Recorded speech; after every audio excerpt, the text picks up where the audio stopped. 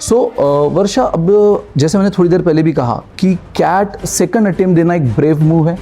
तो ऐसे पीरियड में, अब जैसे इस सिचुएशन में आप अपने आप को ज़्यादा प्रेशराइज फील करते हो कि यार अब तो सेकंड अटेम्प्ट, अब तो करना ही है, कैसे होगा, क्या होगा, तो ये इस तरह से आपको प्रेशर आ रहा है या आपने इसको एज अ चैलेंज लिया कि यार इस बार तो करके दिखाना है? सर डेफिनेटली सेकेंड अटेम्प्ट चाहे कैट का हो या कहीं पे भी प्रेशर तो वो होता है, वो सोसाइटल प्रेशर, थोड़ा बहुत parental pressure, friends pressure, but उस प्रेशर को मैंने एक चैलेंज की तरह लिया है बिकॉज आई नो कि मुझे क्या नहीं करना है। मेरे पास वो एक एज है बाकी फ्रेश एक्सपीरियंस से कि मुझे मेरी मिस्टेक्स ऑलरेडी फर्स्ट अटेम्प्ट में पता चल चुकी हैं, तो of course I will not repeat that mistakes in my second attempt.